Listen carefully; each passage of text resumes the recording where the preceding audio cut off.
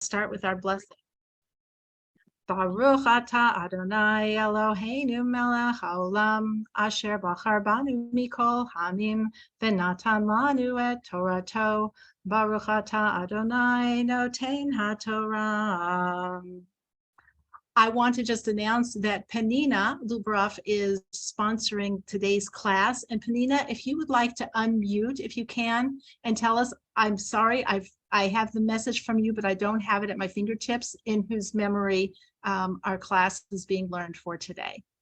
It's my mother, Hannah Sora Bas Hirsch. Hannah Sara Bat Hirsch, her neshama should have an aliyah, and all of our learning together and the impact that it has on us and on our actions and on our growth should be in a merit for her, for you, and for all of us as well. Thank Amen. you. Okay, and ladies, just I'll take this opportunity that for the future, if anybody would like to sponsor a class, you are welcome to. If you go to my page for the Jewish Experience website, theje.com/Ellyn, ELLYN, and you scroll all the way down the page, you can pay for this class. You can make a donation to sponsor a class, a week, a month, whatever you'd like to do the whole year. So please help yourselves. And we're always happy not only to have, of course, the financial support, but to have our learning be in the merit or in honor or in memory of somebody who is special to you that we are then become connected to. All right, let's talk about where we are on our calendar. Today we are in Sfirat HaOmer, the counting of the Omer, and today is the 27th day of the Omer, and we are getting closer and closer to the end, to the coming of Shavuot. So as we talk about Sfirat HaOmer, it happens to be mentioned in this week's parsha. This week's parsha is Parsha Emor. We're going to talk about Sfirat HaOmer, and we're also going to talk about other things that are in this parsha based on Rabbi David Foreman. So if you have your Chumash with you, if you have the Art Scroll Chumash, I can direct you to, first of all, page 681, and that is chapter 22, verse 26. Chapter 22, verse 26 of Leviticus, of Vayikra. 27 is today. Right now that we are in right now is 27. Okay, so that's where we are. So what is this verse that we're going to start with here? It says, Hashem spoke to Moshe saying, when an ox or a sheep or a goat is born, it shall remain under its mother for 7 days. And from the 8th day on, it's acceptable for a fire offering, meaning a korban to Hashem. Okay, so this opening is talking about basically when a baby animal is born, of what you need to do before it can be offered.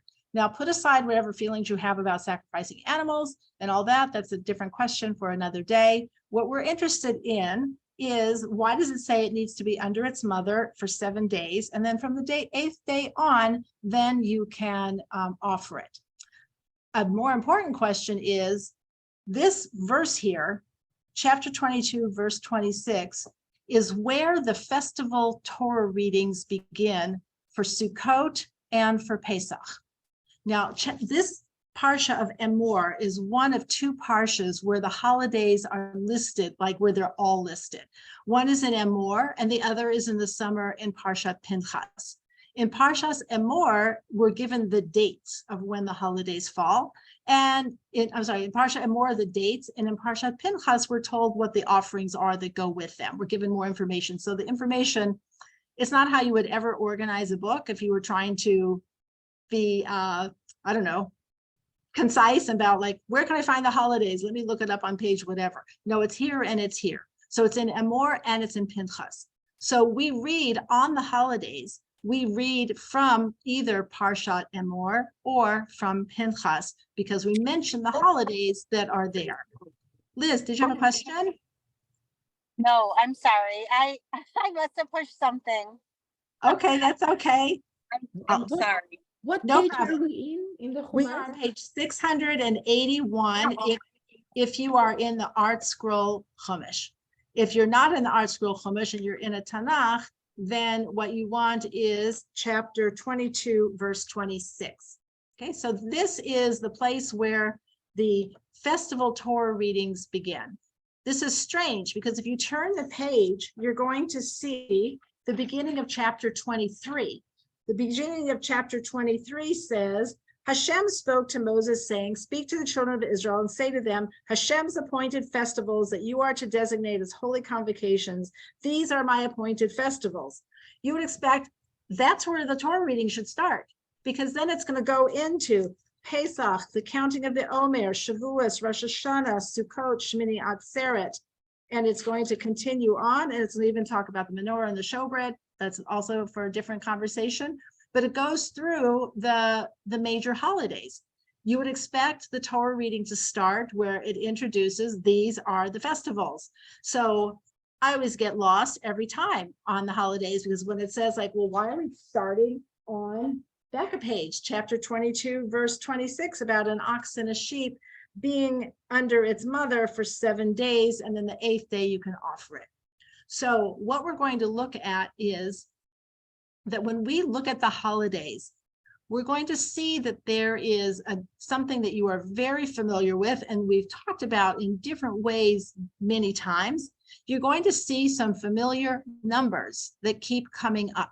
So when you start here with this sentence here about the animals, we see that the number that is mentioned, the numbers that we see are 7 and 8.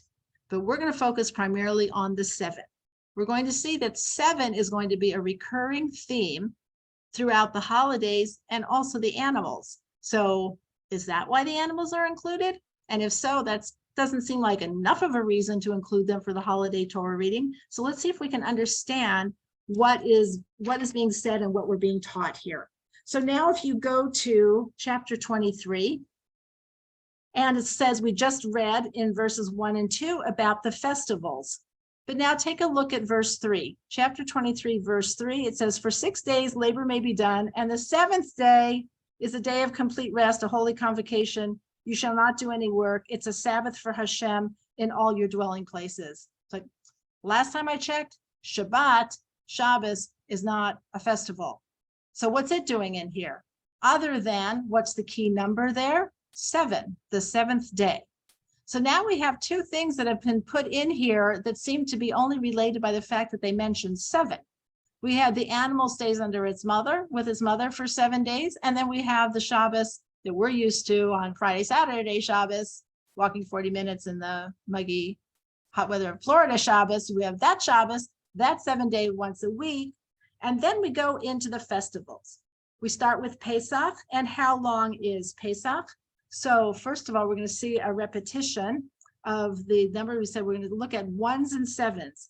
In verse 5, you see, in the first month, on the 14th of the month. What's 14? The 14th of the month is 2 times 7.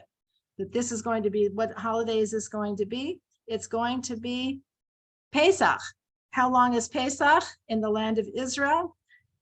Verse 6. The 15th day of the month is a festival of matzahs to Hashem. You shall eat matzahs for a 7-day period.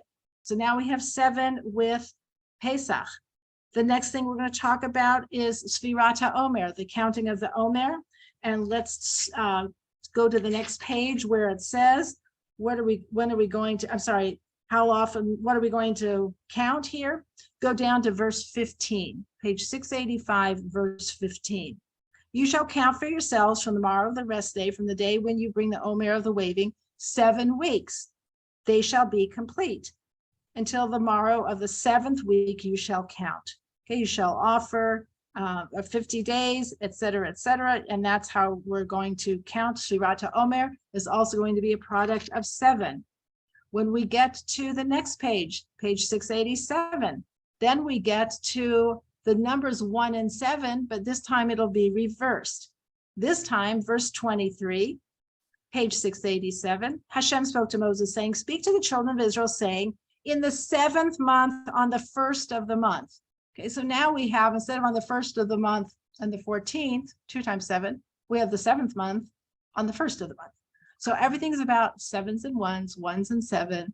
Now we have it in time, we have it in animals, we have it in days, we have it in the year, We have it in the weeks with the counting of Sfirat HaOmer. We have everything, and then we're going to see it in Sukkot as well, which is the next category.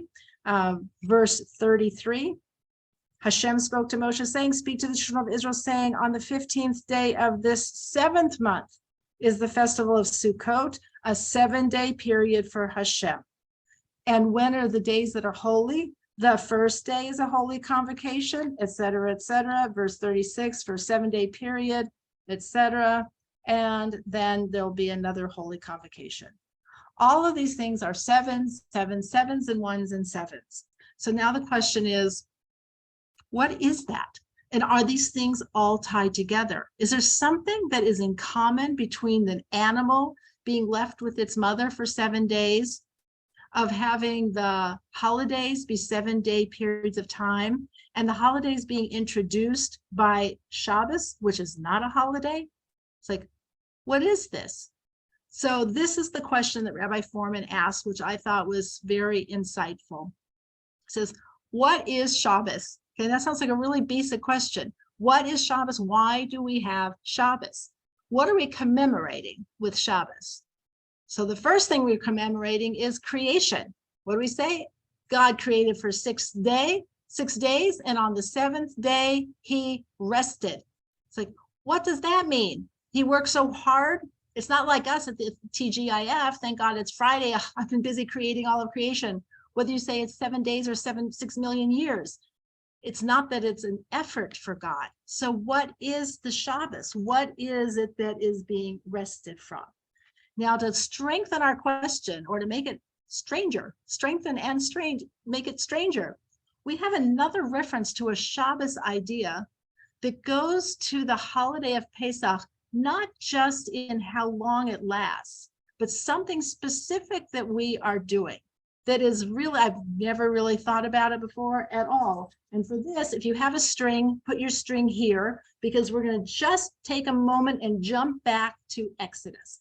We're going to go back to Exodus, and we're going to look at page 353, the bottom of the page, 353. This is Parshas Bo. This is where God is giving the directions for the celebration of Pesach. And he says, verse 15, this is chapter 12, verse 15 of Exodus. For a 7-day, turn the page, period, you shall eat matzahs, but on the previous day you shall nullify the leaven from your homes. For anyone who eats leavened bread, that soul shall be cut off from Israel, from the first day to the 7th day. Okay, the holiday lasts 7 days.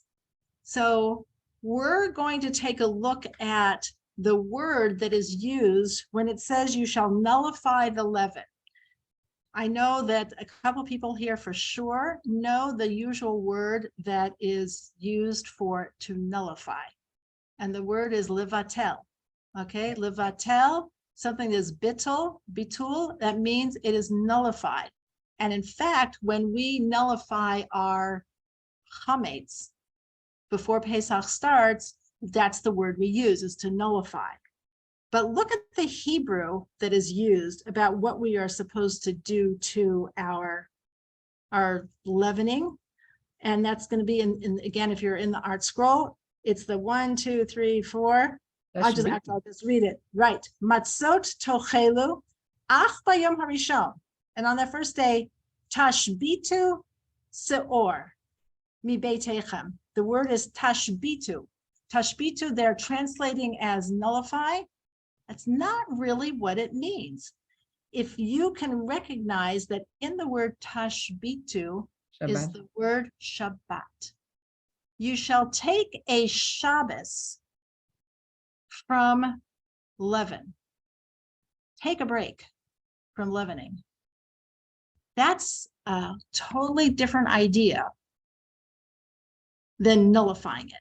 Take a break from leavening. This is a Shabbos for you. It's like, okay, I thought Pesach was about leaving Egypt. I thought it was about the Exodus, but now you're telling me, no, now it's also going to be something else. It's going to be another level of freedom, because we talk about the kind of rest that Shabbos represents is really about freedom.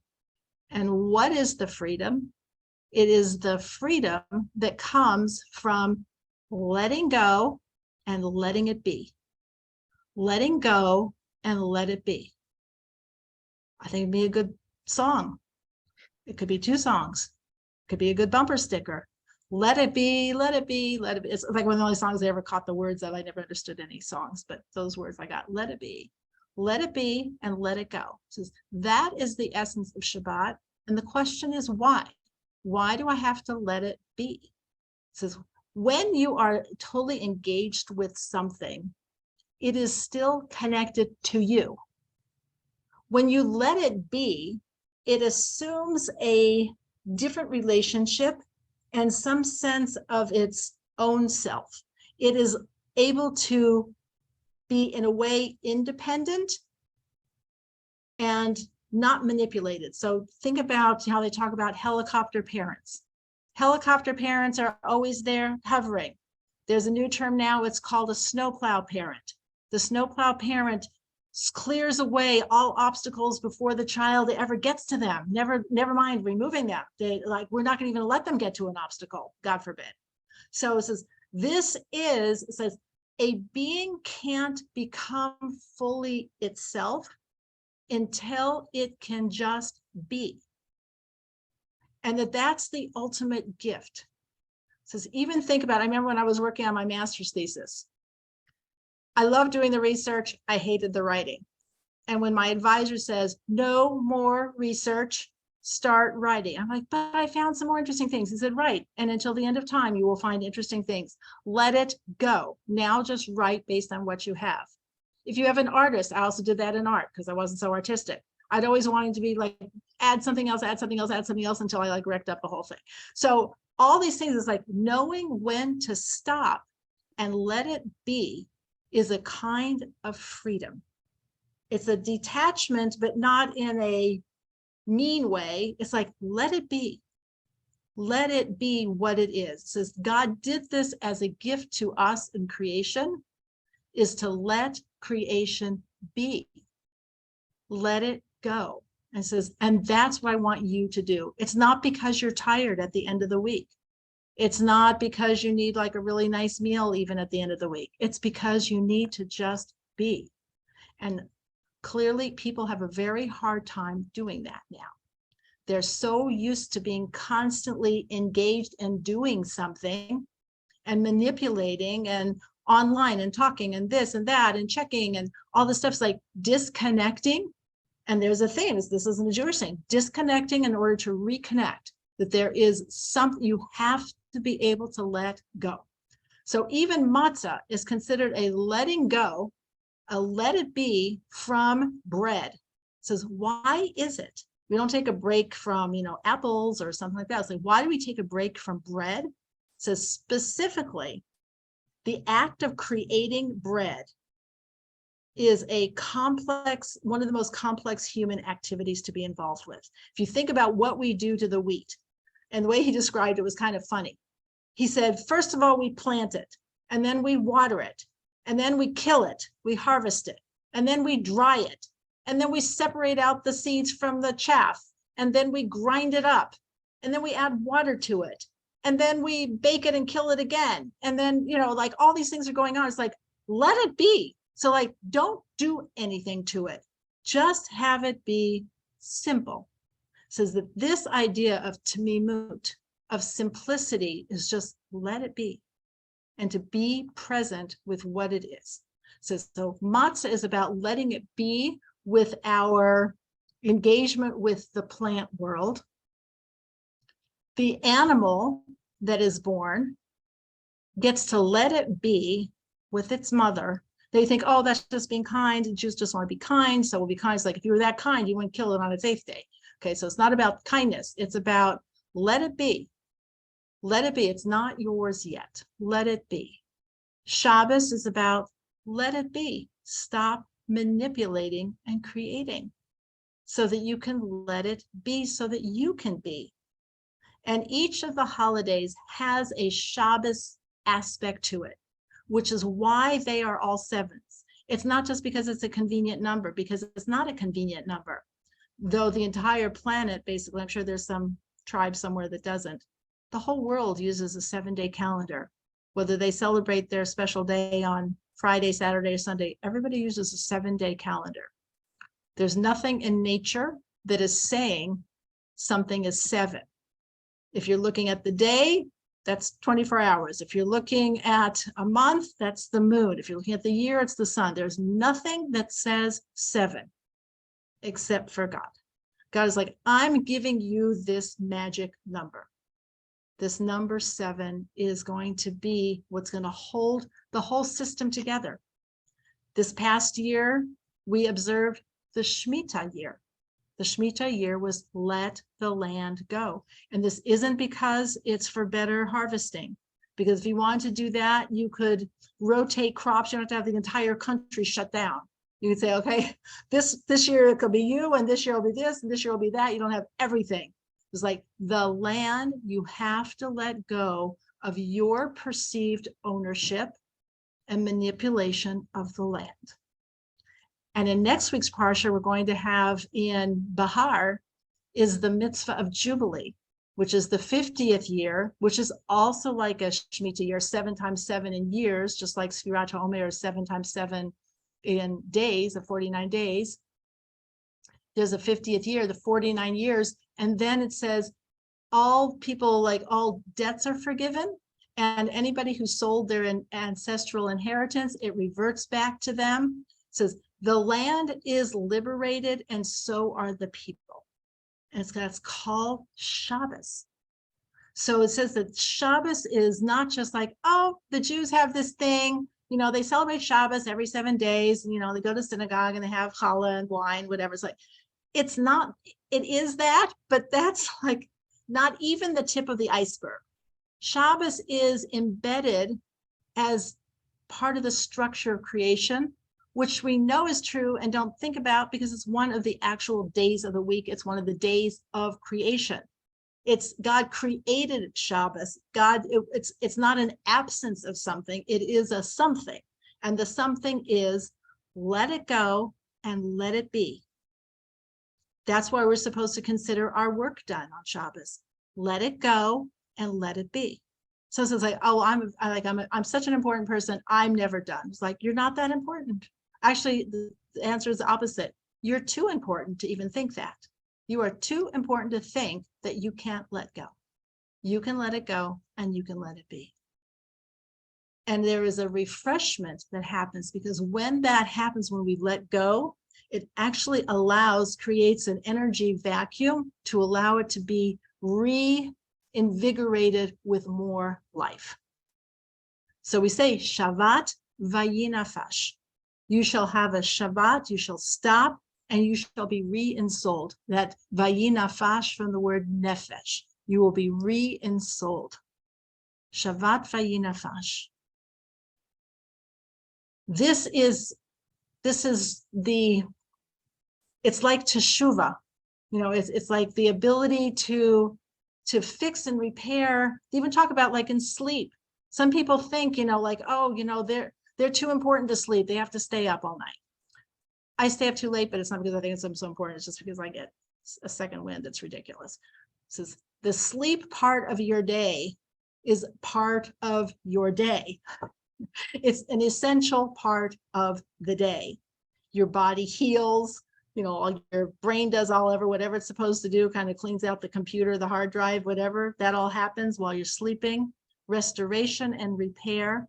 There's no substitute for it. And there's no substitute for Shabbos. And it's embedded in the very fabric of creation.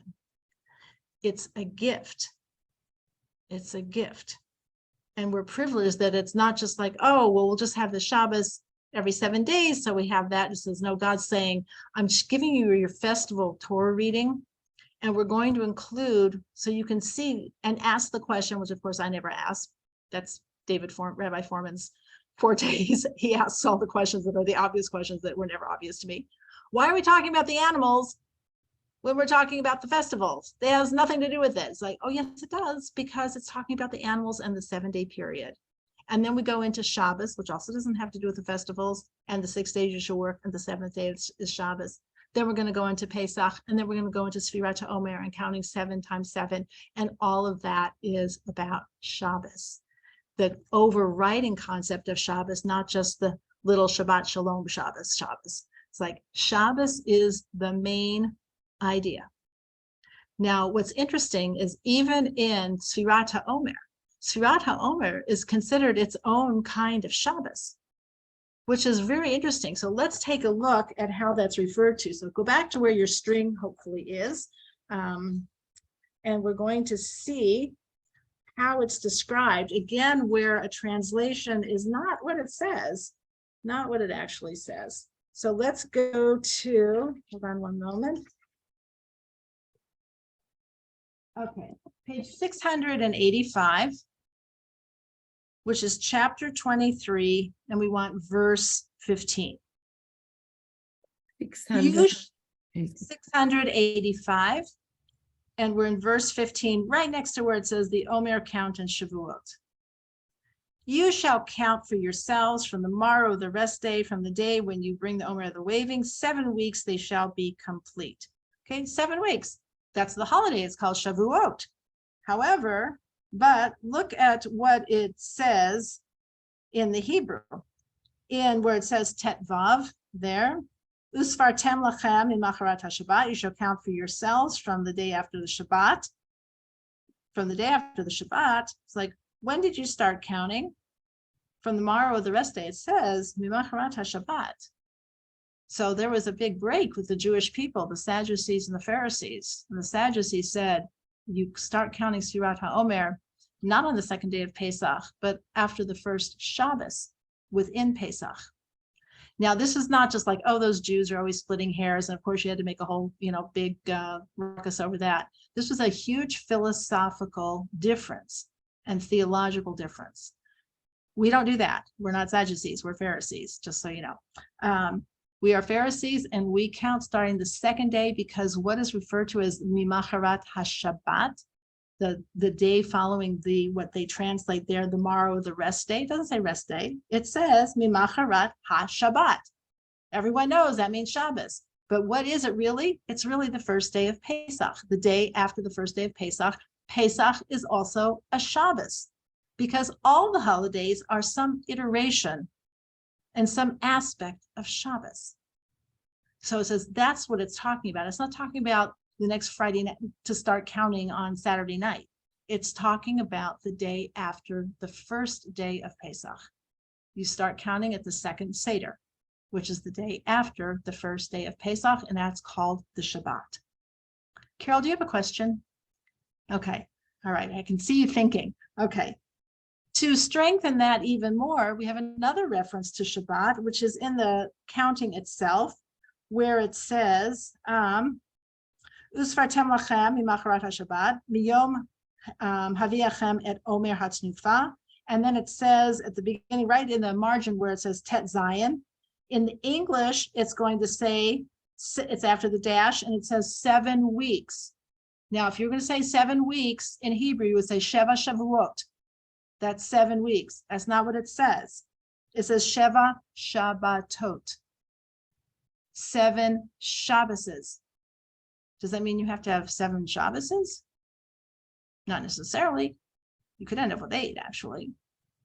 It means that the week, 7 days of counting, 6 days of 7 days, it's 7 Shabboses. They're all called Shabboses. And what are they supposed to be? Tamimot. They're supposed to be tam. They're supposed to be simple, and not simple like the simple son, which is always like, like this, like, I don't know anything. But tam, like Yaakov. Ish tam, a simple, straightforward man who sits in the tents of learning. Complete. Also complete, exactly. Tamimut means Tamima. That's my granddaughter's middle name, Shifra Tamima. That means complete, but that completeness is like comes from a place of shleimut. Shleimut and Tamimut are very similar, of being simple and complete. Now that should bring us to the same thing of let it be and let go. Okay, these Shabboses These 49 days, because you ever think about, we count 49 days, but we also count weeks. So when we said Sfirat HaOmer yesterday, or last night, and we said Hayom Shiva ve'esrim Yom, this is 27 days, Shehem Shlosha Shavuot, 3 weeks, V'shisha Yamim, and 6 days. So we are counting, double counting days as well as weeks. And when you are, anytime you're counting weeks, what are you really doing? You're really making a Shabbos out of it. You're really saying this is connected to Shabbos, which we know because it's in this parsha. This parsha is all the festivals that are connected to sevens. And the reason they're connected to sevens is because they're connected to Shabbos. They're connected to the tishbotu of taking a rest, a Shabbos from your leaven. It's connected to the 7 days that you let the animal be with its mother. It's talking about a structure and a framework within the very creation of the world and the structure of our day. Now, the beauty of this is a person is sometimes a tzaddik is called Shabbos. It says a person can exist in the world with a Shabbos perspective. Now, we also have a command to work 6 days. Okay, you 6 days, and the 7th day is Shabbos. But we also understand that Shabbos is the central idea, and all the other days revolve around it. The other days don't even have actual names. They only have Yom Rishon, the first day from Shabbos, Yom Sheni, the second day from Shabbos, Yom Shlishi, the third day, Yom Revi'i, the fourth day, Yom Hamishi, the fifth day, Yom Shishi, the sixth day. The only day of the week that has a name is Shabbos, and everything is relative to that. So Shabbos is the organizing principle. So it's like when Shabbos is our organizing principle, it changes the way we do the other 6 days. It changes the way we do the other 6 years when we are observing Shemitah. It changes the way we do everything else because it becomes a mindset and an organizing place to focus. So if you know that on Shabbos is like you let go and you let it be, and that you are not the ultimate creator, God is, that the animal is yours, but it's not totally yours. It also belongs to the mother of this animal. And the land doesn't really belong to you. It belongs to God. What that has the potential to open up in us is, first of all, a deep sense of relaxation, because it's not all about me. I'm the created one. I'm the beneficiary. God gave me my work. God gave me my land. God gave me my animals. God gave me my time. So I've been gifted, and I'm responsible for managing it. And I have to do my part, but I don't have to be frantic and frenetic about it, because once a week, I'm going to let go. And that process of letting go, just like we say that a person who wants to become a giver, like for tzedakah, does not write a huge check once a year, though we would very much appreciate a huge check once a year. That'd be great. But that doesn't make a person into a giver. A giver is somebody who constantly gives. A person who lives with a mindset of God is running the world is someone who on a regular basis is letting go and letting it be and having God be in charge. I recognize it with my animals. I recognize it with my land. I recognize it with my food. I recognize it with my time. I recognize it with my month. I recognize it with my year. It keeps kind of giving us the same message in different ways until it maybe penetrates into us and says, and then a person can be in Shabbos. We say that in the Birkat Hamazon, the grace after meals. On Shabbos. We say the Yom Shekulo Shabbos, the time when it will all be Shabbos. Like, what does that mean? That nobody's going to do anything? It's like, no, we'll still do things, but we'll do it from a different perspective. We'll do it from a different perspective because we will have integrated what Shabbos means. So people think, well, I can have Shabbos without letting go because I can just like meditate. It's like, actually, you can't, because we need to do things to create an environment that reinforces the idea of what we're trying to achieve. It's like saying, I can become a kind person without ever doing anything nice. It's like, no, you can't. I can become a giver without ever giving. It's like, no, you can't. So when people say, oh, I can achieve this, this, and that, without doing those things, like, no, you can't. So it's not to be mean, it's just the reality of it. So I went to an exercise, I told you I went to an exercise class, to aerobics. Well, guess how you become fit? By exercising. I just want to point that out. So as I'm sitting there like, oh, my back is killing me. And like, things that hurt this morning were my hands from holding the 2-pound weights at my 15 minutes of exercise yesterday. Why? Because I am out of shape. So I can think and believe all I want that exercise is important. And guess what? Until you get up there and you actually do it, it's a nice theory, but it actually doesn't do anything. You cannot think your way into these things. We have to act our way into them. And the Torah gives us a whole lifetime curriculum that's pretty fun, I might say, that's very rewarding and very enjoyable to cultivate a mindset that allows us to have a happy, productive, emotionally stable, wonderful life. And this is the gift, and it's given to us. And we say that it is a matnat chelko, that, Moshe rejoiced, Yismach Moshe, the matnat chelko. Moshe rejoiced with his portion of being able to give the mitzvah of Shabbos. So it's not just, people think of it as like, oh, because people always say, what's the definition of somebody, quote, who's religious is, are you shomer Shabbos? Do you observe the framework of Shabbos? So yes, no, some of it, but it's something worth cultivating at any level. At any level that you can do is something that helps get this mindset. Just like when I introduced myself to the aerobics teacher, I'm like, I have this and this and this, and I can't really do this, this, and this. And guess what she told me? Do the best you can. Okay, that's good advice for our lives, our spiritual lives, our physical lives, our everything lives. Do the best you can. Because she didn't say, oh, well, you know what? Since you can't do all of it, maybe you should just go home and just call yourself like a fitness loser. So it's like, she didn't say that. She said, do the best you can. So whatever we do is a bonus. Whatever we do is a gift to ourselves. It's not that, God's going to punish us if we don't, and, give us lots of brownie points if we do. It's for us. It's called a gift to us so that we can function in this world. But it helps to know how to function when we know how things work and what the system is. So this is the system that is laid out for us in Parsha Emor, and we revisit it on the holidays when we are going through the system, lest we forget what the whole thing is all about.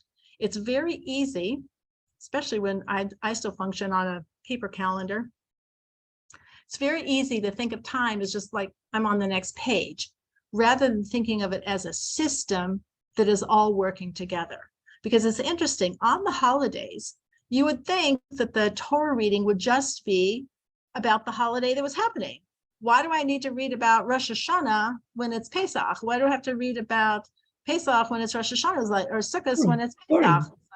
I would think, like, I don't need to read about that. Let's just read the little one paragraph that is about that. It's like, no, you read the whole thing to remind yourself that you're in a system. And when you're in a system, then you can start to appreciate, like, oh, this system means something. It's funny, like when kids are in school, I love this. I know it's not really a good question to ask kids. So how was school today? Fine. What did you learn? Nothing. It's like, okay, so that's what kids always say. They're like, all right, great. So you ask those questions. Of course, that's not true unless you have like a really bad educational system. The truth is that the curriculum sometimes is not obvious to the children.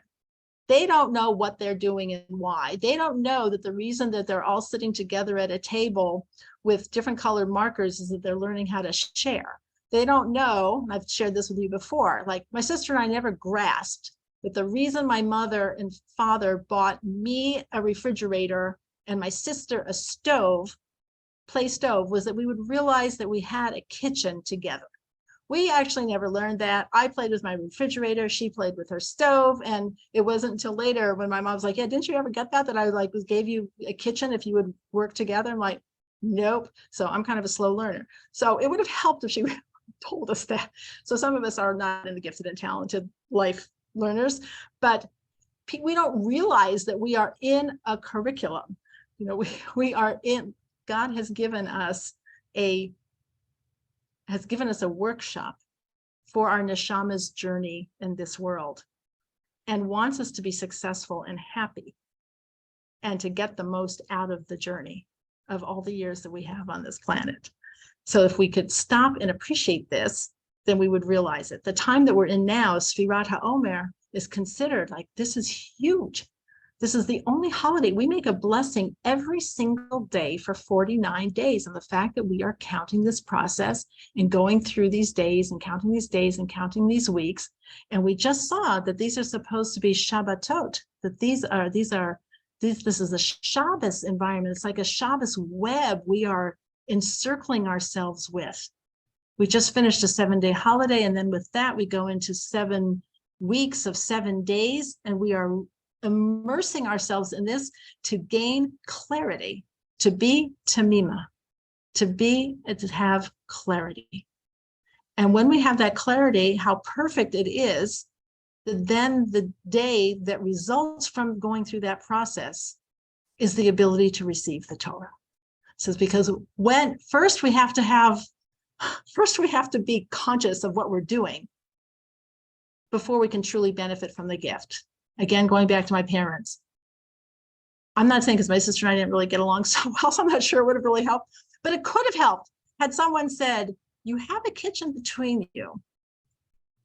And if you share, you could, really play house nicely together. Like, oh, okay, that's a thought. So if we don't know what the system is, it's hard to receive the benefit of the system. So that's why Torah study, in the morning blessings, when it says, and Torah is greater than all of them. It's like, why is Torah better than anything? Because it tells you how to work the system. If you don't, then you're sitting there with your equipment, and how I hate it now where all the operating manuals are online. It's like you buy something and they don't give you the instructions. Like, if you want the instructions, go to www and then try and figure it out.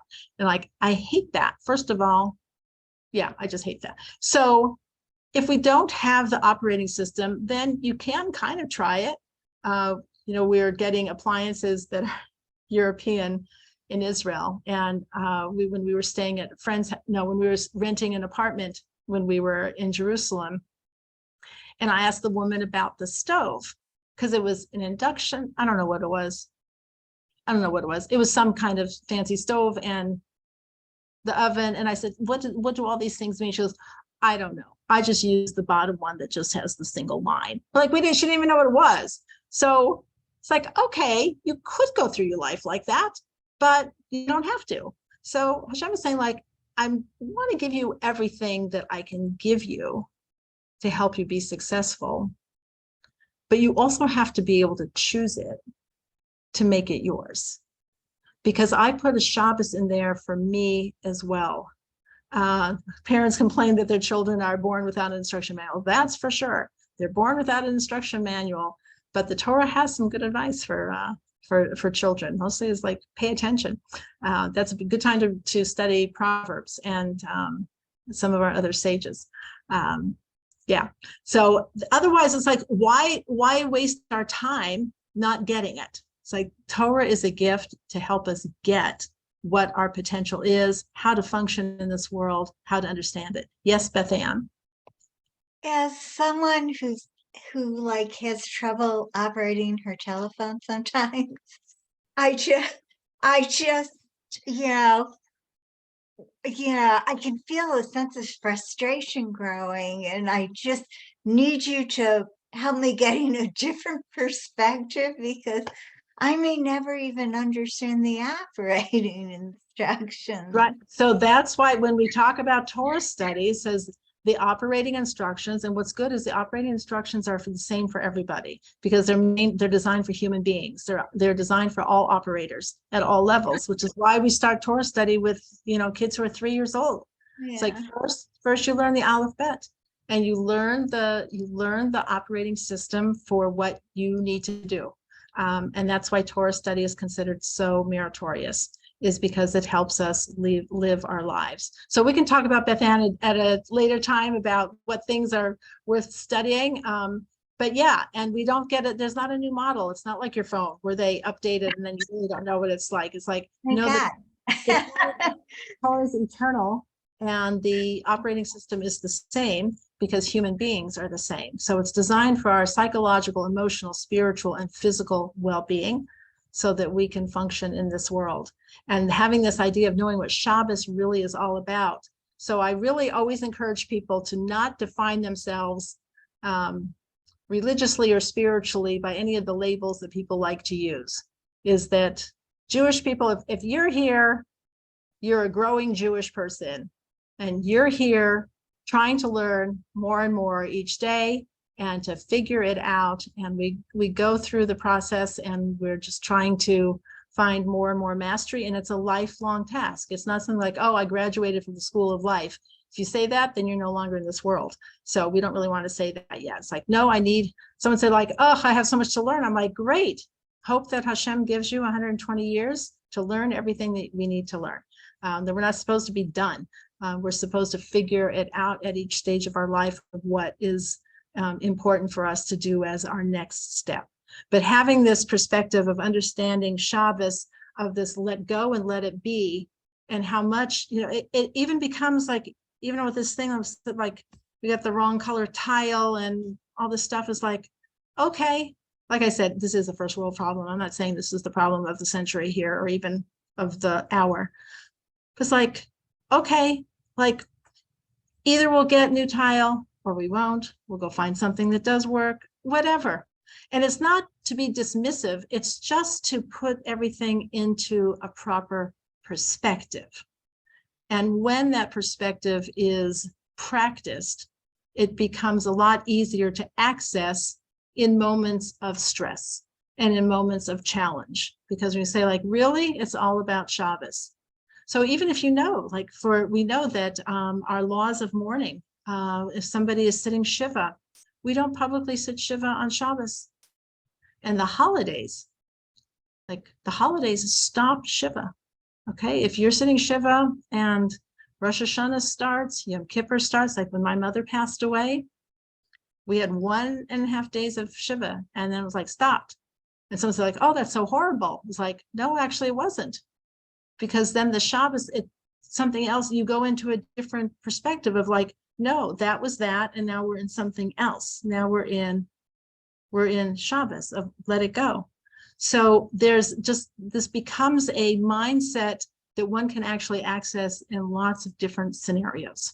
It's not just every 7th day that you get to access it. It becomes a mindset of like, I did my 6 days. I did my, it's called hishtadlut. I put in my effort of what I could do. And the rest is up to Hashem. It's like, I'm not running the world. This is the good news, the bumper sticker. The good news, the bad news is you're not God. And the good news is you're not God. So you don't have to run the world. I think saw some of this was on a church sign, which I always love church signs. They said, give your problems to God. He's going to be up all night anyway. It's like, you go to sleep and let God worry about it. Like, you don't have to worry about it. So this doesn't mean like it's like become oblivious. It means like, I don't have to worry about it right now. I did what I could do. So now I'm ready to do something else. So that's called Shabbos. It's like, let it go and let it be. Taking a break from chametz. I'm taking a break from bread. I don't have to be involved with every little thing. I can just put my flour and water together, be done. No rising, no this, no that, no kneading. I'm just done. So this idea of being able to come in and out of the world. So Judaism is beautiful in that it requires us to come in and out. So it's like, even in our davening, the Shemona Esrei, you might be familiar that before you start the Shemona Esrei, you back up 3 steps, and then you re-enter your space and do the praying. And then when you have to leave, you have to take your steps back and you have to take leave. It's like the Jewish people had to leave Mount Sinai. You have to come out of your prayer. You can't say on Saturday night, I'm not going back to work on Monday. Well, if you're retired, you can say that, but you're going back to something. It's like, you have to be engaged and then disengage. Most philosophies err on one side or the other. Either it's fatalistic do nothing. It's like, oh, well, it's all God. I can't do anything, so I'll just coast. Or it's like, it's all on me. And so I have eternal worries and concerns. Judaism is, you're in it together, and God has given you 6 days to do your part, because you do have a part. And then you need to let it go. And navigating that in and out is a beautiful skill to be able to develop and to access and to have.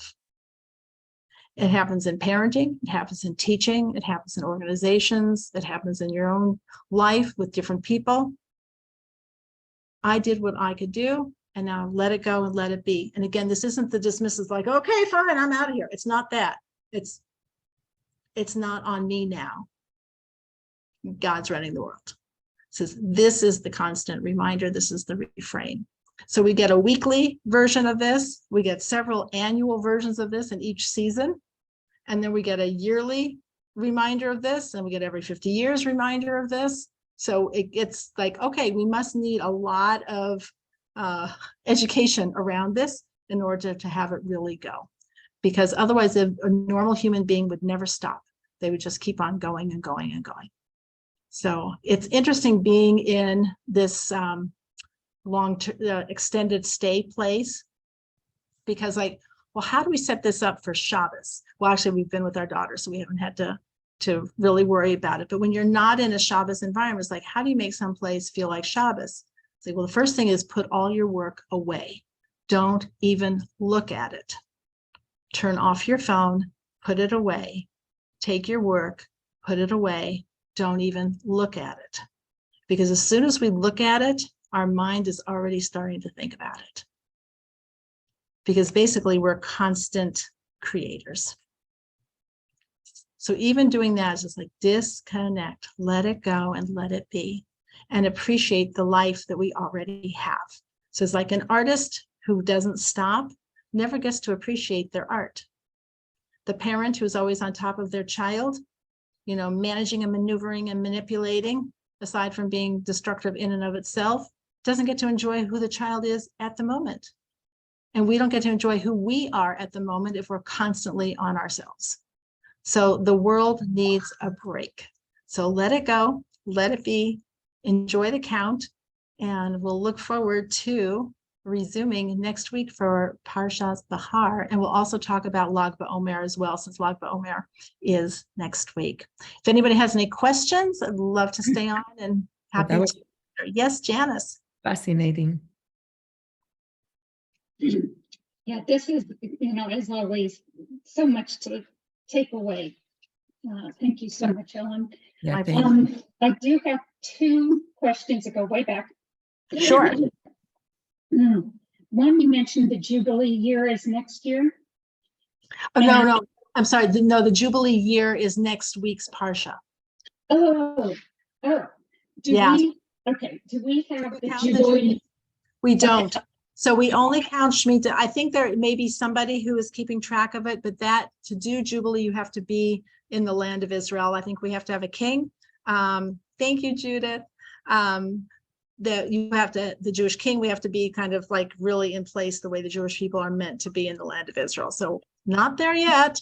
Okay, yeah, that's what I was confused about. Yes. Yeah, Okay. sorry, that was confusing. No, I just misheard. Okay, and then speaking of Shabbos, were there sacrifices on Shabbos? Yes, which sounds very funny because we know like you can't cook in your house. Yeah. So the rules, the temple, the Beit HaMikdash, had a different status of reality there. It wasn't just like a really nice building where Jewish people went. So in the Beit HaMikdash, so there was, in fact, in a traditional Siddur, the mention of the Musaf, the additional offering that was made on Shabbos, is mentioned in the Shmona Esrei, in the Musaf Amida.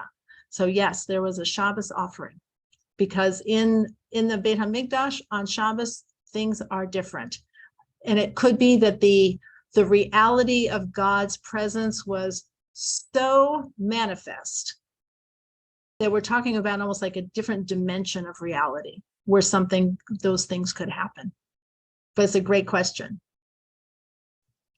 And it also talks about they talk about the 10 miracles in the Beit HaMikdash. It says that the smoke always went straight up. It wasn't like going to your family barbecue with like you're standing all of a sudden all the smoke is in your face. It's just like the smoke went straight up and the animals went straight up. It wasn't like pulling them up, that they could sense that they were being used for that, like they were going to reach their, like a person who would say like, I'm willing to sacrifice myself for this higher goal. Like, how do you get people to do that? It's like, because there is such a thing as a higher goal, that I'm like willing to do that. It's like how you would for someone who you love, like I would give myself. And that the animals perceived that rather than chewing grass in the field, that what they had the ability to do would be to be used for this reason, wanted to go. So there were like all sorts of things that were just so, the clarity that was there. And I think that's another thing, Janice, just that you mentioned, is the other thing associated with Shabbos, all the Shabbases, is clarity. Clarity of God's reality and clarity of who we are vis-a-vis God.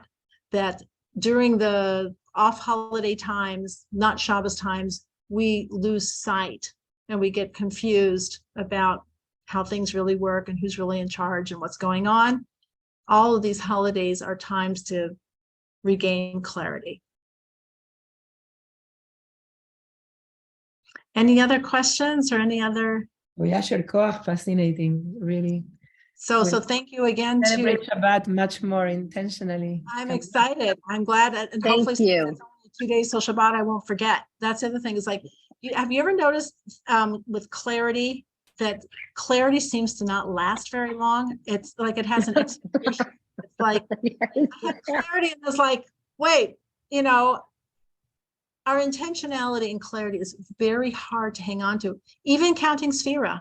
Can I tell you the number of nights we've almost gone to sleep without counting? And like, we're committed to counting. We say we're committed.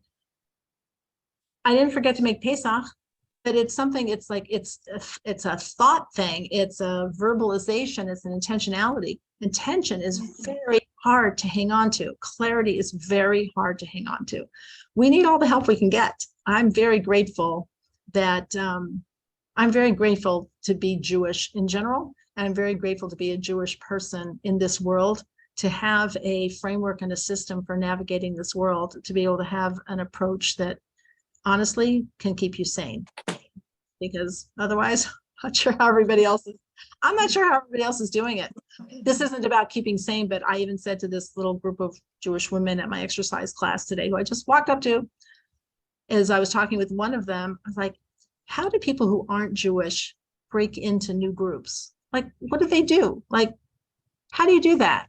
We walked up and like within 2 seconds, we were sharing each other's Hebrew names and my bubby called me this and, it's like in 2 seconds. I think it's shared interest. I think people go to clubs where they share interests with people. Yeah, I'm sure they do, but then they have to first find it. And yeah, it's just like it's within 90 seconds. So I like the fast approach. Yeah, it's really amazing. So, all right, I miss you guys. Thank you so much for joining me. So the Ellyn? baby, Daniel is the second name, right? Daniel, the first name is? The first name is, his English name is Henry Daniel, and his Hebrew name is Aryeh Dan.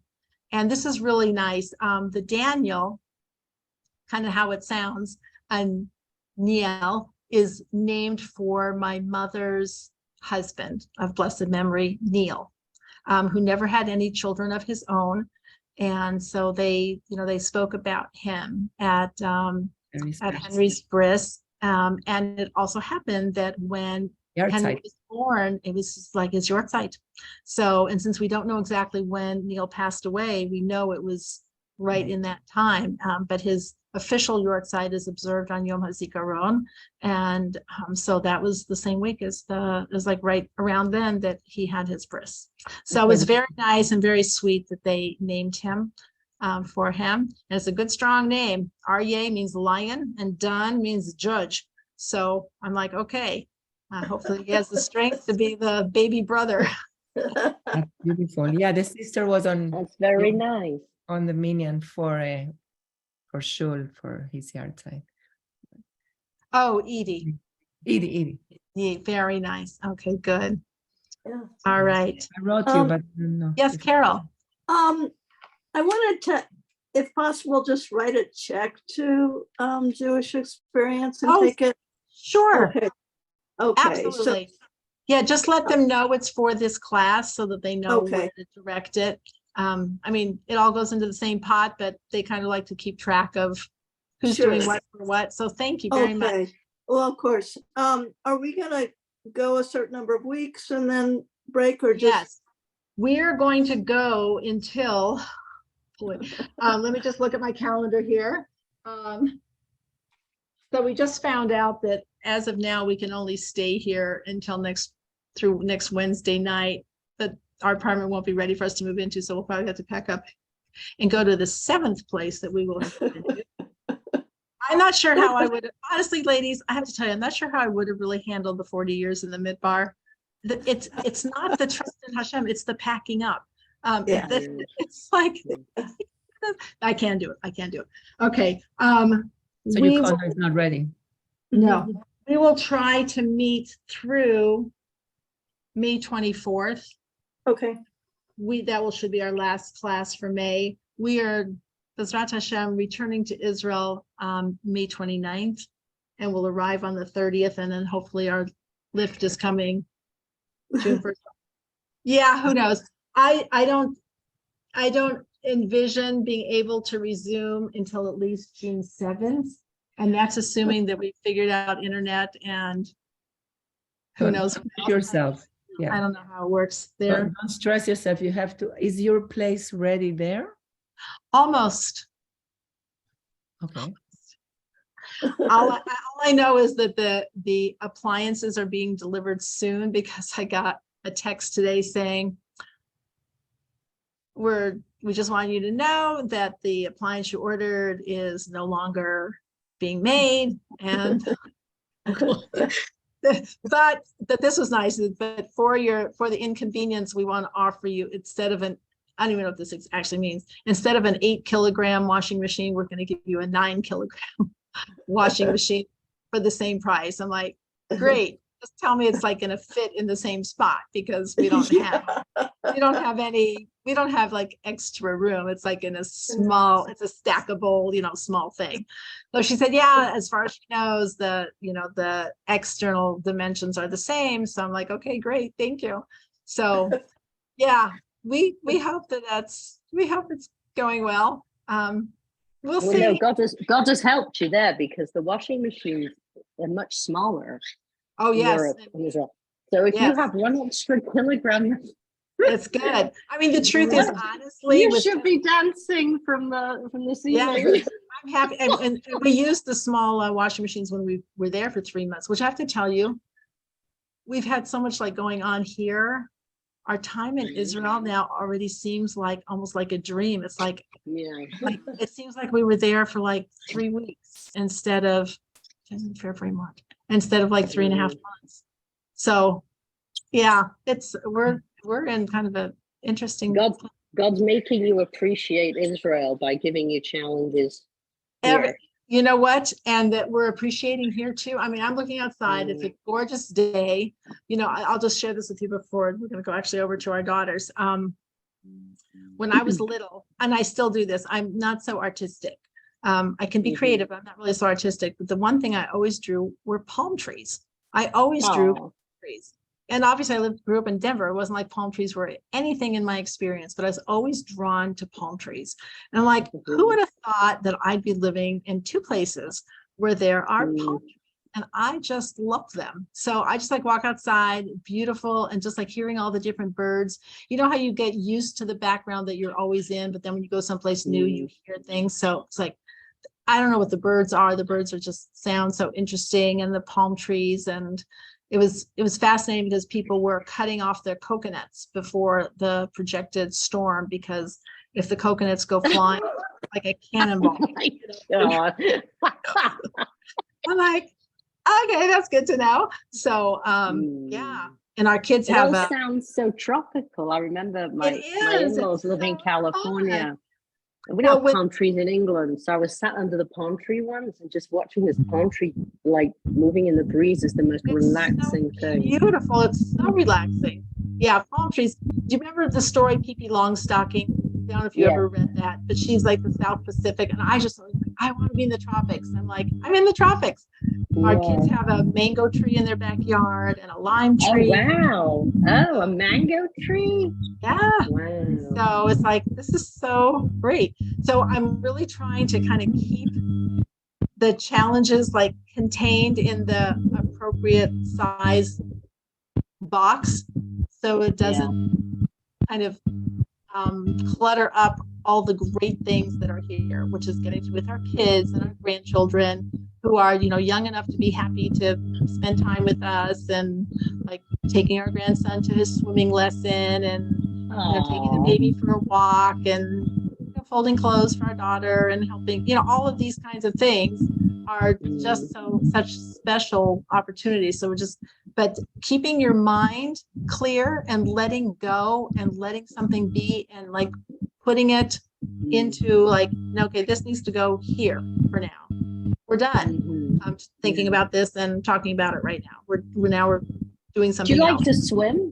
Ellen, do you like to swim? I hope I will. I don't like to be cold. So if it involves being cold, the answer is no. Because it's the best exercise. It's the best exercise for you. I know. And we have at Century Village, there is a indoor pool and outdoor pools. And I even have my lovely swim dress. And I have to tell you, one of the things that's really nice is there are a lot of religiously observant people here. And so when I was in the fitness center, there was another woman who was, I don't wear my shades till I wear a scarf, but she had on like, you know, long sleeves and a skirt and leggings and everything. And I'm like, this is so nice to not be weird. Like to, instead of being the one who's like, why is she dressed like that? Of like, oh, there's 4 more people dressed like that. So I love that. It's very comfortable. Yes, Gabi, did you have a question? Not a question, but maybe it will help. I do like an app called Calm, C-A-L-M. Yes, my grandchildren have that. I love it. And it teaches, Tamara Levitt is Jewish. She's the first one of dailies. There's 2 more excellent also guys, not Jewish. And what they teach us is what you're talking about, but it has a name, that even if I have pain, to accept the things that are hard, and not get all, oh, let me take an Advil. No, let's wait, maybe it will go away, but whatever, or take an Advil. And it's called equanimity. And yes.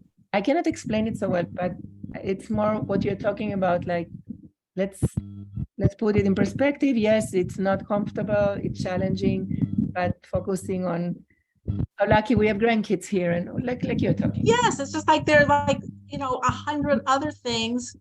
And I have to say, as much as, you know, we're enjoying, obviously being in Israel, it's also nice to go into a store and be able to ask for what you want in English, and they understand what I'm saying. It's like, this is so easy, and the parking is easy, and, you know, the signs are in English and Spanish. I've been speaking more Spanish than Hebrew.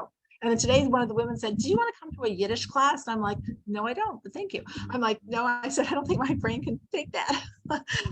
So yeah, it's wonderful. There are so many great things. And you know, you don't want to go through your life, or really any day, not being able to see all the good things that are there.